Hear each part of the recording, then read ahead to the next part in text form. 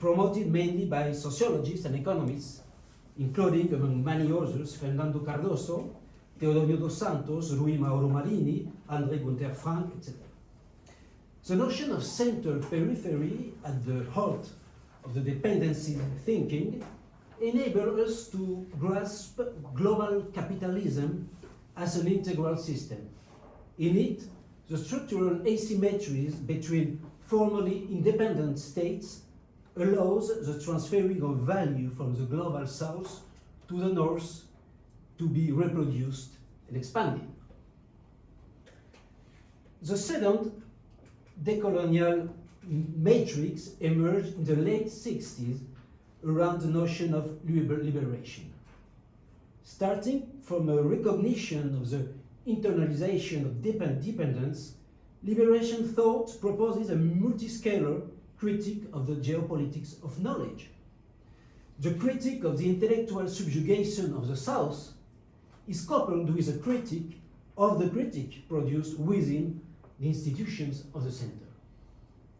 By opening up to local intensities to the knowledge that emerges in the very midst of life, liberation theology and sociology have sought to thwart the temptation of representation. The other, the poor, the victim, the other of the commodity, those to whom the North world refuses any point of view, is perceived as the subject of a singular critical knowledge.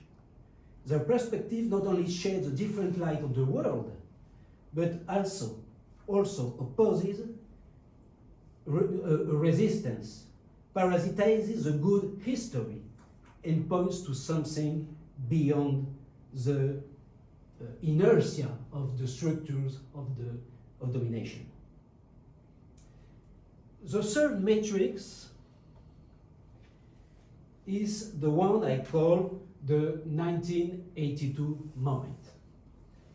In response to the official celebration marking the 5th centenary of the discovery of the New World, the encounter of two worlds, the indigenous organization of Abya destabilized militant and academic certainties forever. They did so by re-identifying themselves with a category that had supposedly disappeared, the indigenous. Suddenly, historical experiences, those of the first natives of the colonial capitalist world system, which had been intercepted or cancelled, were revived and continued to follow their path, articulating a radical critique of the great Western narrative of the world. Hence the slogan proclaimed by the indigenous Latin American movement, 1492, nada que celebrar, nothing to celebrate. Strictly speaking, this re-emergence of indigenous movements was not a novelty. As Walter Mignolo rightly points out, decolonial praxis emerged naturally as a consequence of the implementation of structures of domination, the colonial matrix of power, or the coloniality of power. If the 1992 moment marked a rupture, it is also because it allowed the convergence and mutual fertilization of two different anti-colonial traditions. One, indigenous, and often known only by communities, and the other, neo-Marxist, exoteric, stemming from the articulation between militant and academic fields. It should also be pointed out that the contemporary decolonial theory does not simply claim to recover the critical knowledge of subjects and collectives subjected to modern colonial crushing. It is also a recovery and an extension of past and present decolonial thought and practices. By mobilizing ideas of pluriversality, the decolonial perspective affirms not only that other worlds are possible, but that other worlds have always existed for those who bother to deconstruct the powered knowledge devices that produce their non-existence. Contemporary decolonial thought has developed around the central notion of coloniality, first formulated by Peruvian sociologist Aníbal Quijano in 1992. It initially emerged within a multidisciplinary group of mostly Latin American scholars known as the Modernity, Coloniality, Decoloniality, or MCD network, and then developed more recently within a plurality of currents, collective and practices, community feminisms, artivisms, Afro-descendant and indigenous movements. To grasp the analytical and heuristic power of this concept as a fundamental tool for rethinking the politics of knowledge, we will briefly outline the theoretical proposals developed by the MCD network. First of all, decolonial theory is not simply a local acclimatization of post-colonial and subaltern studies. While the decolonial approach developed by the MCD network was undeniably born of the critical reception of post-colonial and subaltern studies, its field of analysis and epistemological choices are sufficiently distinct from them to be considered as a distinct paradigm. Instead of interrogating the traces left by the colonial system on the symbolic and material structures of colonized and colonizing societies, decolonial theorizing focuses on the analysis of geopolitics of power, knowledge, and being. Coloniality emerged with the European colonization of the Americas and was consolidated with the expansion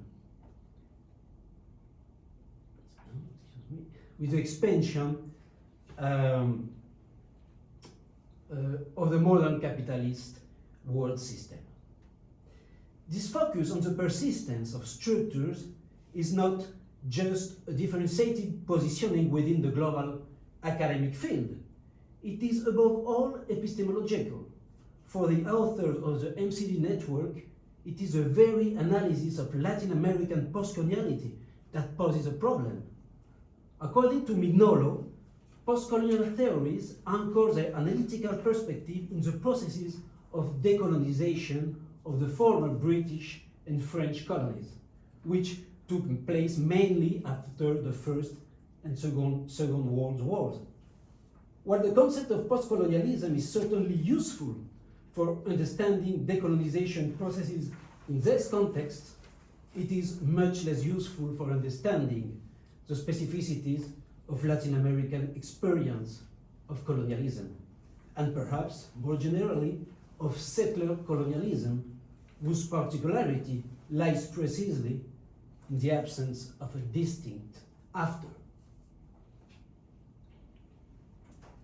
Taking the American event into account reveals what post-colonial studies focused on the second wave of westernization can scarcely grasp: the profound historicity of the modern colonial grammar and the concrete anchoring of its articulation of global power structures. In other words, when approached from the historical space of its primitive deployment, America, the production of colonial difference and the counter-discourses that respond to it no longer appear solely as the products of the 19th century British or French imperial expansionism, but as the lasting, structuring effects of the first wave of European colonization of the West Indies in the early 16th century. This redefinition of the analytical fields implies a reconfiguration of the order of succession of phenomena and the causality. Coloniality is not to be understood as the residual survival of an original violence. Coloniality refers to a profound global structure that conditions, legitimizes, and perpetuates the unequal distribution of material and symbolic resources at all levels of social life. In other words, into the colonial perspective, the colonial imaginaries that post-colonial theories tend to analyze as historical continuities or sedimentations are manifestations of a specific system. The system has been operative since the 16th century and persists in structuring not only the materiality of the world, it has also colonized our categories for understanding the world, the intelligibility of the world. The shift from the critique of colonialism to the critique of coloniality is based on an explicit break with what the philosopher Enrique Dussel calls the Eurocentric myth of modernity. In other words, the set of discourses that tend to make modernity the result of internal European cultural processes. Based on these fundamental gestures, the theorists of the MCD network propose a series of operations that enable them to go beyond the diffusionist vision underlying these interpretations and radically rethink the spatial temporal deployment of the modern world system. Firstly, the MCD program situates the origin of modernity at the time of the colonization of America and the subsequent control of the Atlantic by the Iberian powers. In the relational redefinition proposed by Enrique Dussel, modernity becomes inseparable from the progressive deployment of the Atlantic colonial system. Replacing the emergence of modernity in the context of the history of the colonial Atlantic allows us to reintegrate the physical and metaphysical brutality that the intra-European narrative externalizes. The transition to modernity is no longer the result of a set of developments internal to Europe, which is the famous myth of European exceptionalism. Rather, it is a relational process that involves, from the start, the singular relationship with otherness provoked by the discovery of the New World.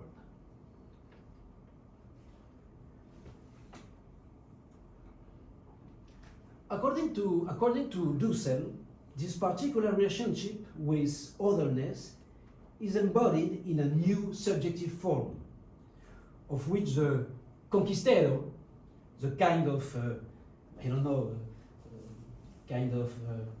entrepreneur like Elon Musk, maybe, no? Is the prototypical figure. No? In Dussel words, the practical ego conqueror, I conquer of the first Iberian modernity is the material and political basis of the hubristic, self-centered, unbound and individualistic subject of the second modernity, for which the Cartesian ego cogito provides the first metaphysical formulation. In other words, the formation and the subsequent theorization of the Western modern subjectivity cannot be understood separately from the crisis produced by the colonial interaction. From a theoretical point of view, this assertion that colonial expansion and modernity constitute two interdependent processes implies a reconfiguration of the object of study. The relevant unit of analysis of modernity becomes the inseparable core modernity-coloniality duo. Secondly, decolonial thinkers assert that race was the first properly modern social category. Its emergence and historical consolidation coincide with the process of European colonization of the world and the concomitant production of Eurocentric bourgeois power knowledge.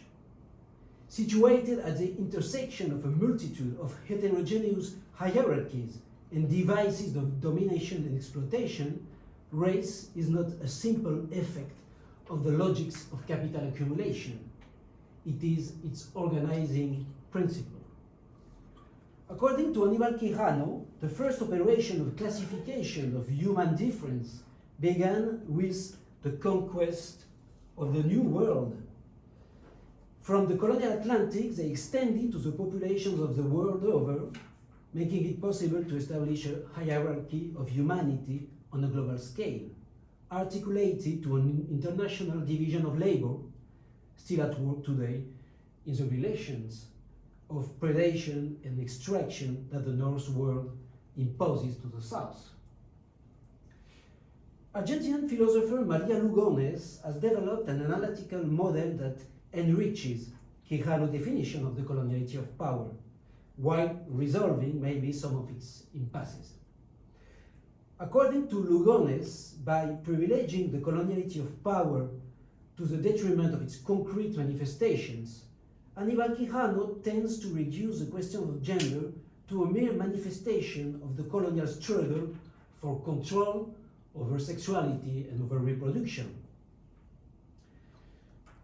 As Lugones has shown, this naturalizing conception of gender implies a series of presuppositions that remain largely unaddressed, such as, for example, sexual dimorphisms, heterosexuality, and the patriarchal distribution of power.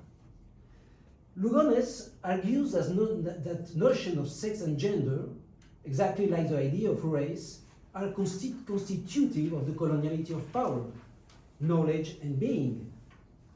And in order to understand how the categories of gender, sex, and race have historically interacted in the experience of colonized women, Maria Lugones proposed the concept of coloniality of gender. This analytical framework describes how the colonial imposition of gender, like race, not only produced and reproduced colonial difference, but also transversally reconfigured the fields of ecology, economics, knowledge, and spirituality.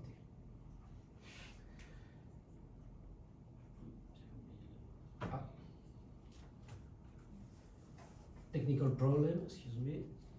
No, it's okay.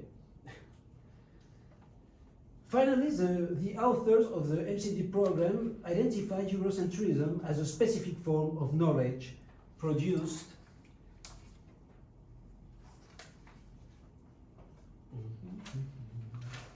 I don't know where it's okay. No, it's okay. Identify Eurocentrism as a specific form of knowledge produced in the context of coloniality modernity. In fact, Eurocentrism is a very particular form of ethnocentrism. It could be defined as a regime of truth based on a systematic confusion between abstract universalism and the concrete global hegemony rising from Europe's position in the capitalist world system. Colombian philosopher Santiago Castro Gomez has coined the term the zero-point hubris to describe this process of universalization of the Western folklore. One must remember that for the Greeks, hubris was the pride of mortals who wished to elevate themselves to the rank of gods. The zero-point hubris would thus be the hegemonic model of knowledge production which, on the model of Cartesian epoch, suspends the world and establishes itself as an absolute beginning, arrogating to itself total power over what it objectifies. In other words, the sin of pride of a mode of knowledge that claims to be completely abstract from its geocultural conditions of production and thus to have no particular point of view. Needless to say, the imposition of this specific regime of truth has been historically coercive. It has involved and continues to involve the methodical destruction of the actually existing pluriverse and simultaneously the denial of its destruction. As Rita Segato rightly points out, Eurocentrism is nothing more than racism applied to the order of knowledge. It is this principle deriving from the relational duo civilized-savage, which place unequal value on knowledge and modes of existence of human society.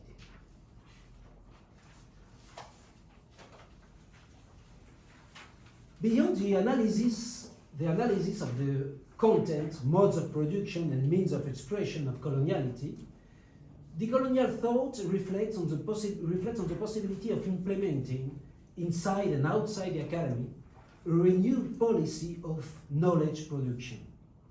The explicit will to take seriously the practices and ways of thinking of those who inhabit the exteriority of the hegemonic system is perhaps one of the main points of divergence between decolonial and postcolonial paradigms. While postcolonial theory has focused on deconstructing the regimes of otherness that have governed the representation of non-European peoples, the decolonial perspective seeks to identify spaces within the cracks of the hegemonic systems that are not only places of resistance, but also places of persistence. In other words, places that are not entirely determined by their conflictual relationship to the global hegemonic designs. As Aníbal Quijano has stated, the fact that the modern colonial project has always presented itself as totalizing at the cost of a long series of epistemicides in no way means it has actually instrumentalized all forms of life, experience, and knowledge. Seen from the periphery, the modern colonial world system has in fact always worked as what Quijano called a historical structural heterogeneity, a system that tried to articulate, not always successfully, fragments of social forms of existence of diverse historical and geocultural origins and trajectories.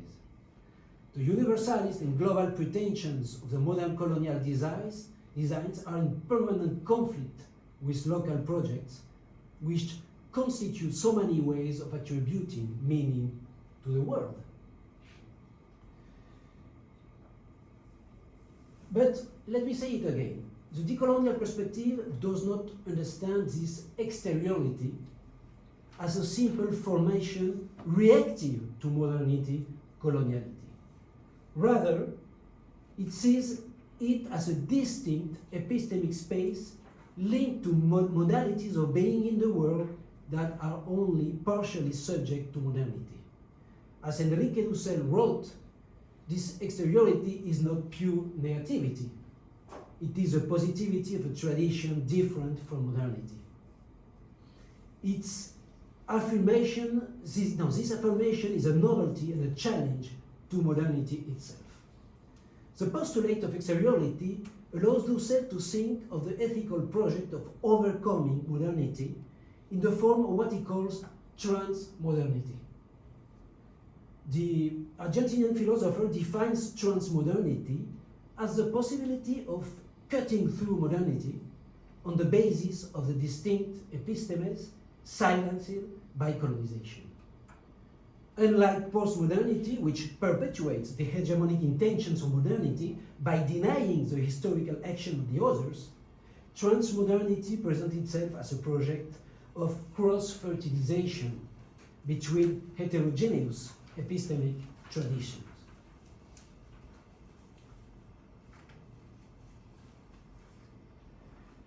Although the Dusselian project of transmodernity has a function of utopian anticipation, the conditions of its effective realizations are to be found in the real world. It is constantly emerging at the peripheries of the world system. There, a multitude of resilient, of re-existing autonomous collective configurations persist in undoing the totalizing project of the one world. Their ethical and political visions of what constitutes a good life, of which the Andean category of buen vivir, it's a good example, place ancestrality, relationality, and the common at the heart of life. In this concept, entities that we consider inert are interconnected. In this way, they acquire a value that we are used to calling cultural. These historical projects founded on a decentered ethic that includes more than human and non-human are profoundly antithetical to the extractivist conception of the world based on the systematic devaluation of everything that has historically been placed under the category of nature. Colombian anthropologist Arturo Escobar has developed a stimulating reflection on the ontological foundations of the modern colonial episteme and the concrete modalities of its transmodern overcoming. After the indispensable work of deconstructing the ontological dualisms that constitute the background of our culture, Escobar stresses the need to conduct a politics of ontology. This kind of politics aims to enter into dialogue with conceptions of being and knowledge that unfold from distinct epistemological, epistemic, and ontological presuppositions. According to the anthropologist Mario Blazer, the identification of our political ontology does not simply imply that we adopt, in a ultimate gesture of predatory extraction, the place and perspective of the other. Ultimately, this border dialogue should aspire to produce a standpoint that performs as a mediation capable of articulating by symmetrical terms the world realities that colonial difference articulates hierarchically. It goes without saying that implementing this kind of symmetrical dialogue will be more difficult for us, settled in our universal certainties, than for epistemic communities that have long been dealing with the pluriverse. After decades of a long and maybe not necessary process of extirpating essentialisms, we need to rethink the emancipatory potential of those traditions based on the primacy of attachments. This means taking seriously the ontological conflicts that are multiplying on the margins of the world system and embarking on a way out to the ego politic of knowledge. It also implies that at every stage of this work of critical self-reflexivity, we become aware of the modern privileges that constitute the material condition of possibility for the politic of critical thought. Last but not least, it implies that we are able to accept that the pluriverse, the plurality of encounters, dialogues, reflexivity, can transform us, leading us to places whose existence we didn't even suspect. Decolonial research is not a prospective. It is a journey, a learning process, the creation of new homes. Thank you.